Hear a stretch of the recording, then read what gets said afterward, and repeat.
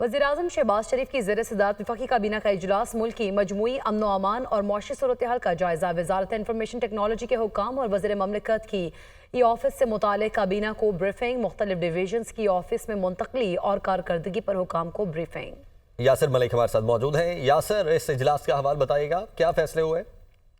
देखिए, वज़ीर आज़म शहबाज शरीफ की ज़ेर सदारत वफाकी काबीना का इजलास जो है वो इस वक्त जारी है और काबीना मुल्क की मजमूई अमन व अमान और मुआशी सूरत हाल का जायजा ले रही है और इसके साथ साथ ईसीसी और दीगर काबीना कमेटियों के जो फैसले हैं उनकी आज तौसीक की जाएगी।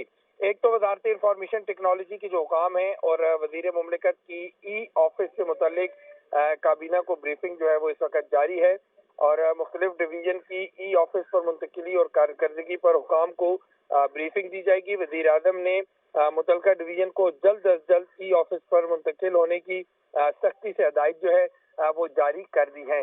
और जो कुरम में इस वक्त हालात हैं, मुज़ाकरात के बाद दोबारा से जो वाक़या पेश आया उसके हवाले से भी वज़ारत दाखिला की जानिब से एक तफसीली रिपोर्ट जो है वो वज़ीर आज़म शहबाज शरीफ को आज काबीना के इजलास में पेश की जाएगी। जी, पेश की जाएगी। यासिर, बहुत शुक्रिया आपका।